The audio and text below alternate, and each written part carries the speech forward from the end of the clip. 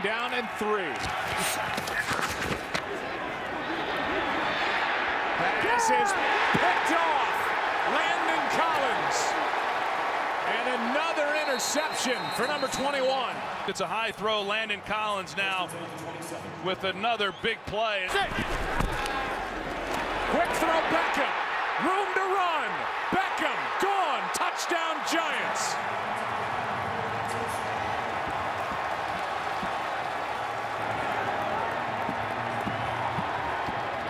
Play action brings these guys up, and then it creates a throwing lane for Eli Manning and Odell Beckham, who comes off the ball in an excellent release, but a poor angle by the free safety, McLeod. Wentz hangs in, throws high, another pick. Intercepted by Adams. He's forced out of bounds with his first NFL interception. Manning, end zone, pass caught, wide open, Roger Lewis, touchdown.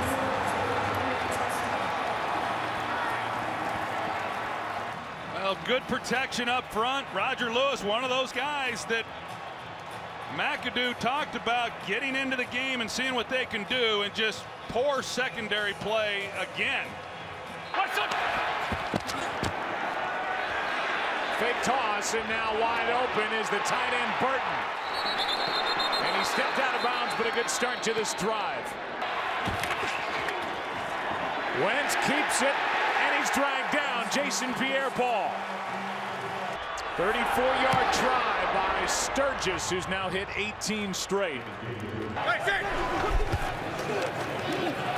Manning, down he goes. A sack for this Philadelphia defense.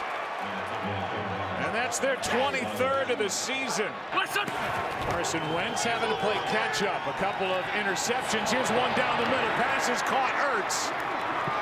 And the Eagles with some big throws to the tight ends. 2 for Burton. This one to Ertz. Good for 30. He's electing to go for it, and obviously confident. 5 for 5 on 4th down. Here's Wentz. There's nothing out there, and Wentz is swallowed up. Here in this first half so far. Play action. Wentz airs it out. Big arm. He's got the rookie and downfield Treggs inside the 15. Nothing fancy. Bryce Treggs, he just takes off. He runs deep to the post, and he runs right down the middle past Burhay. Here's Matthews bouncing it. Apple was slow to react. Touchdown Philadelphia. Eagles thought to be in the market for a receiver. Pass downfield, what a catch! And a perfect throw to Victor Cruz. Out of bounds at the 10. Quick throw. Beckham has got his second of the day. Touchdown Giants.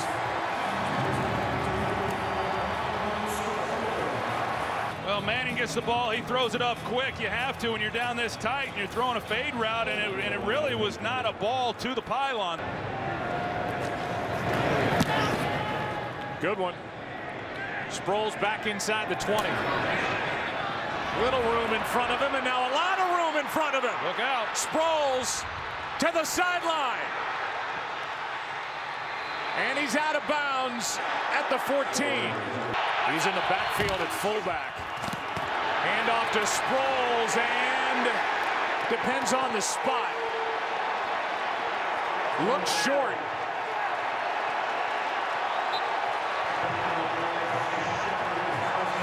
Harrison was in there, and that should be short. And another turnover on downs as Doug Peterson has left 6 points out there. On first down, Wentz. He is going for the big target. Pass is caught by Matthews. It's blocked.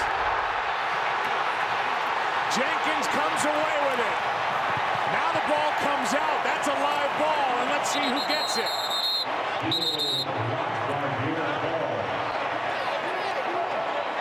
Jason Pierre-Paul blocked it, but then on the return, Janoris Jenkins had it knocked out. Hertzlick has it for the Giants, it appears. Sees a field goal blocked, and there's JPP. That ball didn't have a chance. Neutral zone.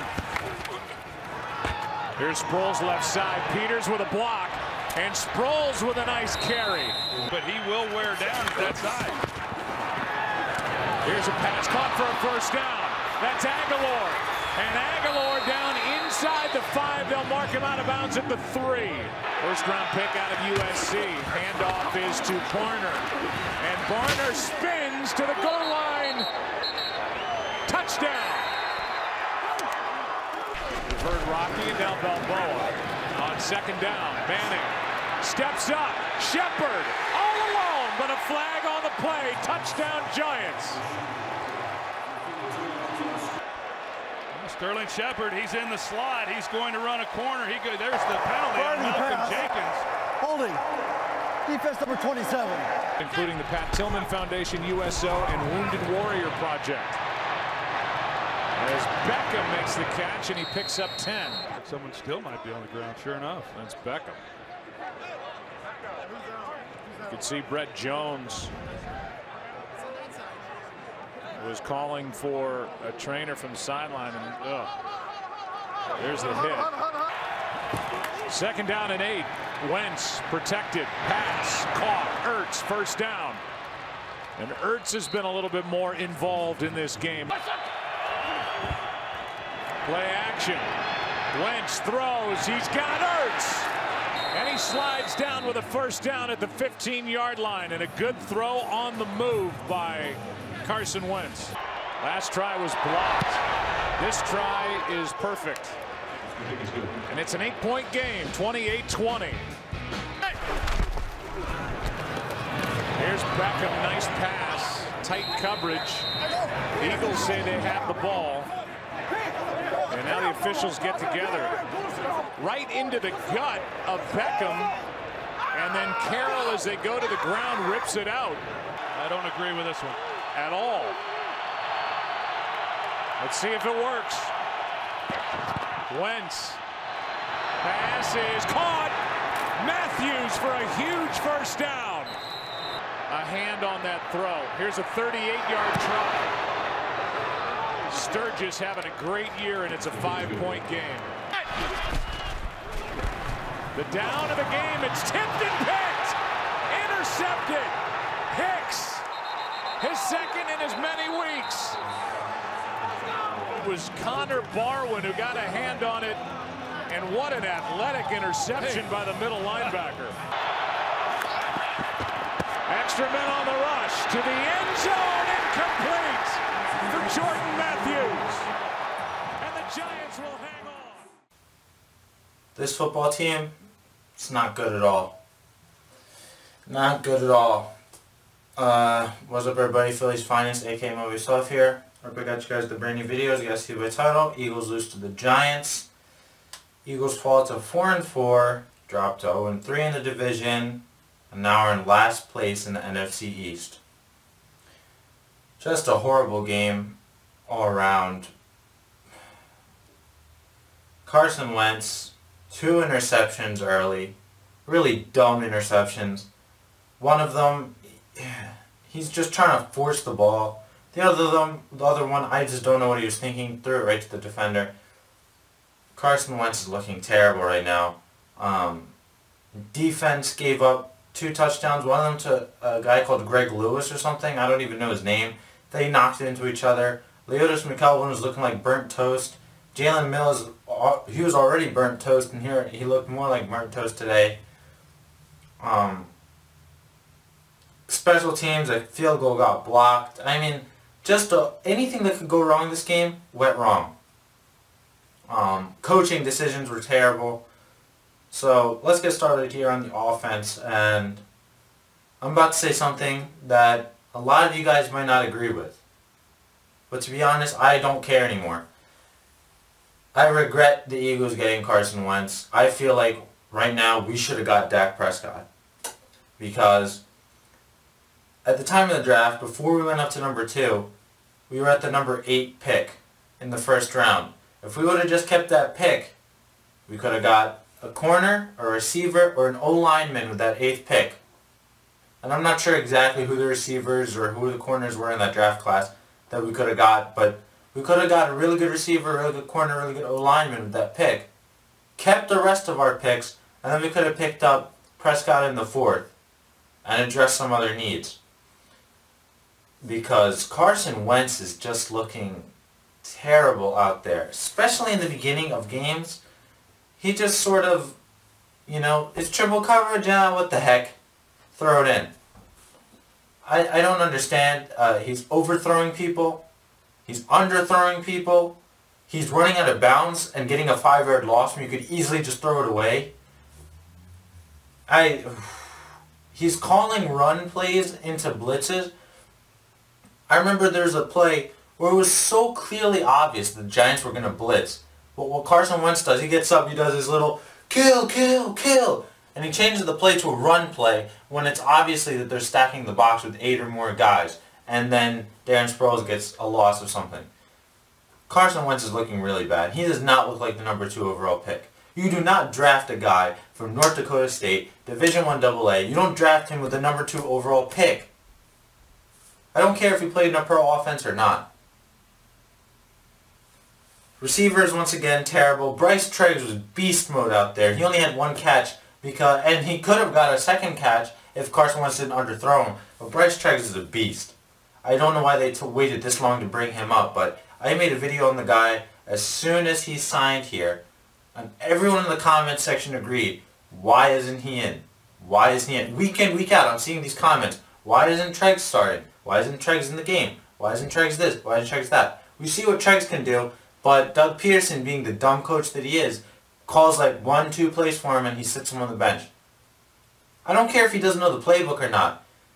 Literally, all you can do is ask him, just run a go route, just run a fly route. Just go, just run in a straight line and beat your guy with speed. And he'll do that.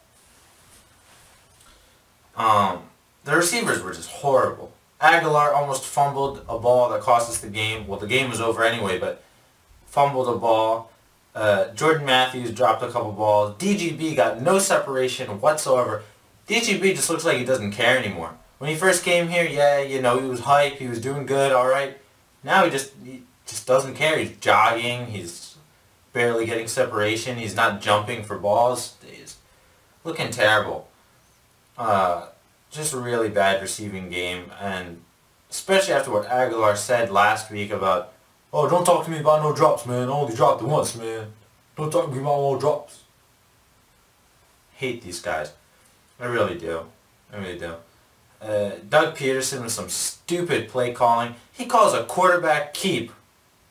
Not even a quarterback keep. Literally, he called a play that he thinks... Does he think Carson Wentz is Cam Newton? Is Carson Wentz Cam Newton? No, didn't think so. Didn't think Carson Wentz was Cam Newton. Yeah, so why are you calling a play for him like he's Cam Newton? I don't understand that. That play lost us 2 yards. Nobody was fooled. And then he goes for it again on 4th down, and you're trying to run it to the right side where Halapula Vaitai is, your worst offensive lineman, and you're asking Jason Kelce to pull when he's clearly injured, and when he's not injured, he just plain old sucks. He had 1 good year in 2013, and that's it. He sucks. And you're asking him to pull? And you're asking a 5'6" Darren Sproles to get in? Are you kidding me? I mean, if you're going to run on a 4th down, and I believe it was a 4th and 2, 4th and 1, at least run it right up the gut, or run it off your better offensive lineman, not your best, and Jason Peters. Run that with Ryan Matthews back there because you know he's a tough guy who'll try to burrow his way in there. Not with Darren Sproles. Darren Sproles, you put him in space. Darren Sproles, you put him in the slot, or you run screens with him. You don't run him down the middle in a 4th down. And then when he does decide, okay, let's kick a field goal, it gets blocked. Terrible offensive game, terrible play calling. Doug Peterson looks terrible out there. He really does. He really does. I don't understand, and I just saw his press conference. He's not taking any blame at all. He's literally sitting up there like, no, it was a good play, they're just not executing. Executing? You're literally asking Carson Wentz to be Cam Newton. You're asking Darren Sproles to be Marshawn Lynch. What are you doing? Talking about executing. You sound just like Chip Kelly. My God, literally the only good thing Jeffrey Lurie did in his time with the Eagles is hire Andy Reid. Ever since then, he's made terrible decisions in coaching, terrible decisions in just general. Like, I don't even know what to say anymore. Defense was really bad in the beginning, came back, but at the end, couldn't get it done. Hard to put this on Jim Schwartz, but Jim Schwartz also had his dumb moments. Obviously, blitzing worked last week because you got to Dak Prescott and you got in his face and he became worried and all that stuff. Why didn't you blitz this week? Well, how many times did he blitz? Like twice? Are you kidding me? Terrible. And you know what I really feel bad for? The guys who put their all on the field and then the Eagles still lose. The guys like Darren Sproles, the guys like Fletcher Cox, the guys like Brandon Graham, Malcolm Jenkins, Rodney McLeod. These types of guys put their all on the field. They play 110% every single game. And in the end, the Eagles always find a way to mess it up. Always find a way to mess it up. I hate this team. I really do. I'm going to root for them till the day I die, but I'm just saying I hate this team. They always do this to us.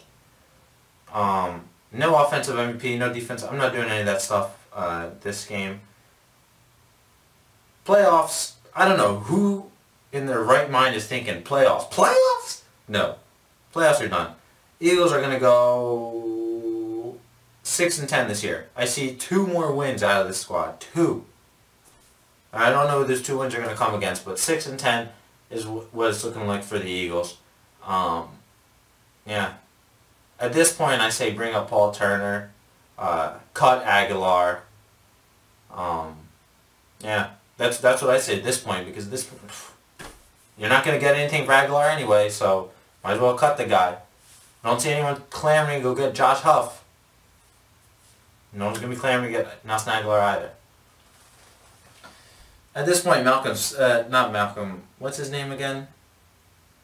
I think it's Malcolm Smith. I don't know.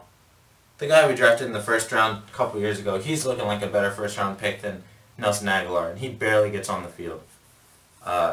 This has been Philly's Finest, aka Mobates12. Let me know what you guys think down below in the comments. Are you frustrated? Do you just not care anymore? Are you sad? Whatever. Let me know. Subscribe to the channel if you want to get Eagles highlights and recap. Sixers highlights when they win a game. Flyers highlights every time they win. Philadelphia Union highlights starting next season. I'm not going to be starting this year. And Phillies highlights, once again, starting next year. So if you want to be connected to Philly sports all day, every day, come down here, Philly's Finest Productions, subscribe to the channel, tell all your friends about it. And I'm rambling. I'm out. Peace.